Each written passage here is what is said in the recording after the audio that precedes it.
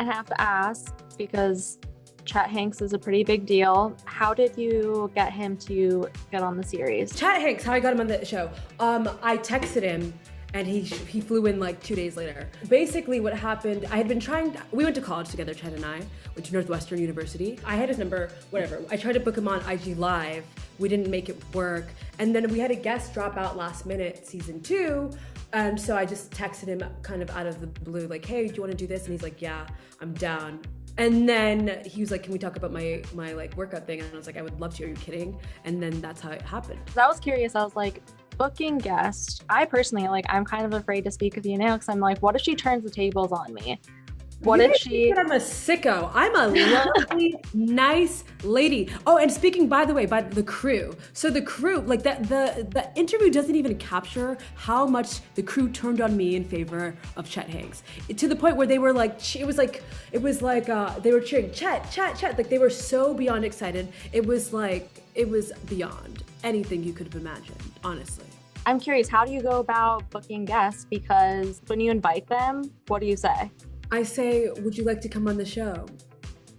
This episode is the theme, and they usually say yes. It's honestly really quite easy and like fun to book guests, and it's really exciting. We write the episodes before we have any guests in mind, mostly, right? So we'll have a theme like critical race theory with Charlamagne, or gay pride, right? And then we'll say, okay, here are some like generic questions. Here are some games. This is a sketch we could do a music video.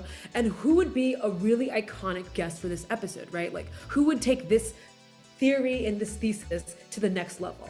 And so then you find guests like Demois, celebrity rights activist, or Alana Glazer for our hot episode about climate change, or Hannibal Buress about socially liberal, fiscally conservative, right? We book those guests a myriad of ways. I text people. I've been working for 10 years. Like I was a working writer before this. I act as well.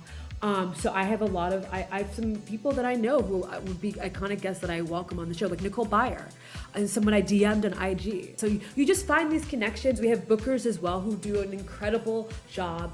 We just reach out to people, and the people who are down, they do it, and then the episode is iconic and great, and you have really vulnerable, first time ever conversations, right? Like, that's exciting. Charlamagne, the interview with Charlamagne is so fun, because this is a man who's been doing television and press for a decade, and I feel like the interview itself got really interesting quotes about his conversation with, Monique and Angela Yee, his relationship, and Azalea Banks, and it was just, and Lil Mama, all of that was sort of touched on in our interview in a way that I don't think he's really touched on before, and that's really exciting. I love your show too because it combines everything but pop culture, fashion, and I love the fashion. I mean, the blonde wig, the cowboy look. Oh yeah. Are you behind that too? So I collaborate with a team. With Pam Shepard is our costume designer, and then Darius Thomas is my hairdresser, as well as Morel Hollis. Honestly, I go to the team with an idea. I want to do Jessica Simpson and Dukes of Hazzard, right? That's the premise behind Baby Let's Just Move On. Okay, cool. Blonde hair. I was thinking Babs. And then we work to make this aesthetic and vibe that I think is really, really pink and feminine, feels like Barbie and Bratz at the same time. But it's a collaboration. I could not do this by myself. Who is your dream guest? I have so many dream guests. I just watched The Dropout, so I would love to interview Elizabeth Holmes. And we talk about Elizabeth Holmes on the Nicole Byer episode. Kim Kardashian is still a dream guest. Ellen is still a dream guest. Doja Cat, that's a dream guest. We follow each other on TikTok. So the list, it's an endless list of people who I'd love to connect with and have really interesting, funny conversations with. And is there anything that you haven't touched on yet that we can expect for the second batch of episodes? We're currently writing the next episodes, and we're taping in around July. So we're working through some ideas. I have some, but I don't even know if I should tell you because they're not locked. We want to do a charity episode that's called Ziwe Gives Back. And so that's something to look forward to what does this character look like as a philanthropic type? The next 6 episodes are going to be absolutely out of pocket with the most wild guests. If you think that this set is cool, you're gonna love it. What would you call yourself? Would you call yourself a journalist, an actress? How do I label myself? I think I'm a Ziwe on Showtime.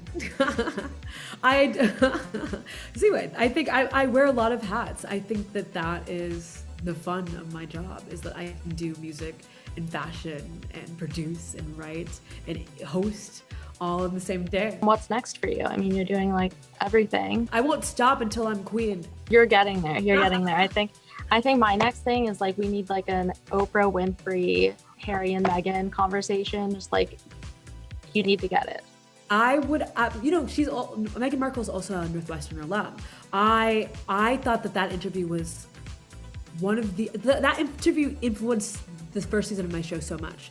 Honestly, like the structure was really inspired by that. I thought it was a really, really brilliant, one of the best interviews of like the 21st century, honestly.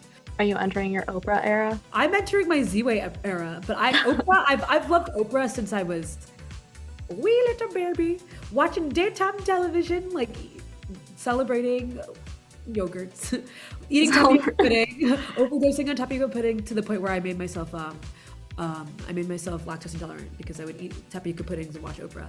No one can do Oprah. All I can do is do Ziwe, and I think I'm doing a good job. Hopefully.